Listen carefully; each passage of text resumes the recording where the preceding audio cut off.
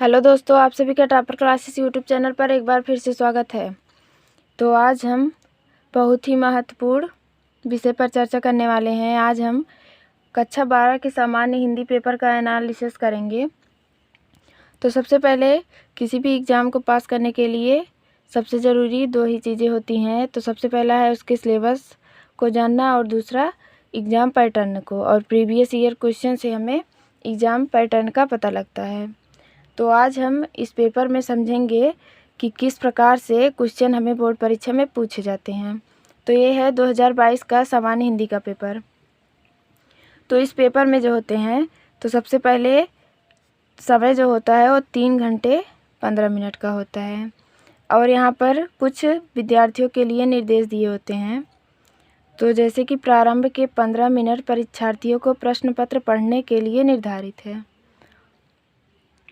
और जो हमारा हिंदी का पेपर आता है वो हमारा 100 नंबर का होता है। तो इसमें कुछ निर्देश जो दिए हैं, तो संपूर्ण प्रश्न पत्र 2 खंडों, खंड का तथा खंड खा में विभाजित है, और इसमें हमें सभी प्रश्न करना आवश्यक होता है। तो खंड का में हम देखते हैं कि क्या क्या पूछता है।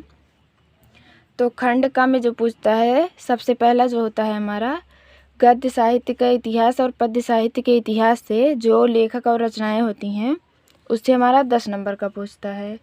फिर इसके बाद आते हैं आगे, तो हमारा आता है जो दूसरा क्वेश्चन होता है वो हमारा गद्यांश पर आधारित होता है, जो कि 10 नंबर का आता है। जो गद्यांश पर आधारित क्वेश्चन होते हैं कि मतलब हमें एक ऐसा ही हमारे किताब से किसी पैराग्राफ को ऐसे उठाकर रख देंगे और उसी में से हमें क्वेश्चन दे देंगे, और उसी में से हमें खोज के आंसर लिखना होता है। और तीसरा प्रश्न जो होता है हमारा वो होता है पद्य से। तो इसमें भी तो जो गद्य होता है उसमें हमें 2 प्रश्न दिए जाते हैं, तो मतलब एक ही करना होता है अथवा करके हमें 2 दिए जाते हैं। तो जैसा कि आप लोग देख पा रहे होंगे, तो हमें अथवा में 2 क्वेश्चन दिए जाते हैं जिसमें हमें एक ही करना होता है। फिर जो तीसरा क्वेश्चन आता है, चौथा क्वेश्चन आता है, तो होता है पद्यांश पर आधारित। तो इसमें भी हमें हमारी किताब से कोई पद्य उठा के दे देते हैं और उसी में से क्वेश्चन पूछते हैं जिसमें हमें आंसर करना होता है। तो इसमें भी अथवा में 2 देते हैं, एक करना होता है। तो इसके बाद जो हमारा 5वां क्वेश्चन आता है उसमें हमारा 5वें क्वेश्चन में गद्य से और पद्य से एक एक लेखक के जीवन परिचय पूछा जाता है। तो इसको क और ख में विभाजित कर देते हैं। तो क में हमें 3 लेखक दे देंगे जिसमें से हमें एक का लिखना होगा, और ख में भी हमें 3 कवि को दे देंगे जिसमें से हमें एक लिखना होगा। इसके बाद जो हमारा 6वां क्वेश्चन होता है वो हमें कहानी का देते हैं, सारांश लिखने का, या कोई कहानी का भाग दे देंगे, जो कि 5 नंबर का पूछा जाता है।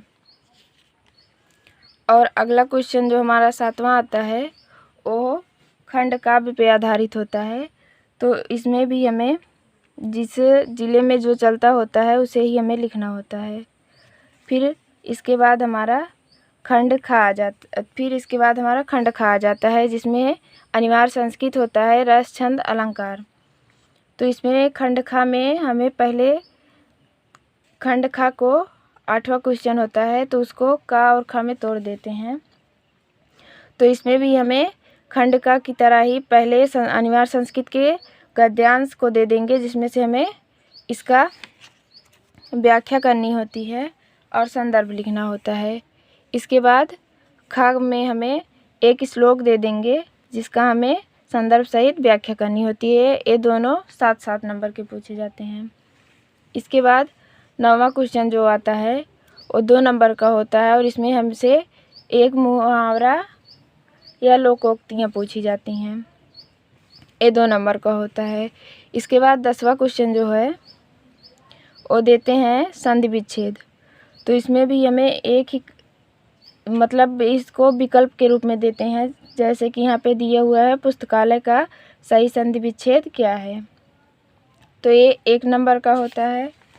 इसके बाद 10वें का दूसरा जो दिए है तथेत का सही संधि विच्छेद, तो इसमें हमें संधि विच्छेद लिखना होता है।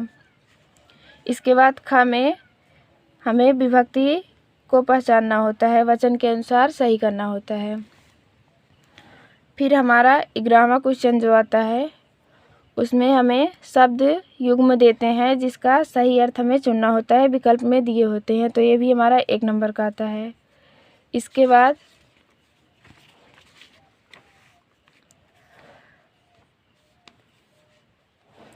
फिर इसमें भी हमें देते हैं, शब्द दे देंगे जिसका हमें अर्थ लिखना होगा किसी एक का, ये 2 नंबर का होता है।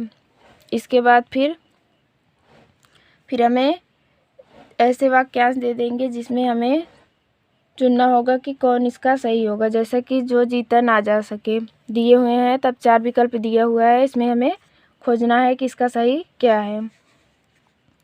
फिर इसके बाद तो फिर आता है वाक्यों को शुद्ध करके लिखने के लिए अगला, ये भी 2 नंबर का आता है, तो किसी 2 वाक्य को हमें शुद्ध करना होता है। फिर जो 12वां क्वेश्चन होता है वो 2 नंबर का होता है, इसमें हमसे रस पूछा जाता है, तो जिसमें से 2 रस दिए होते हैं, हमें 1 रस लिखना होता है।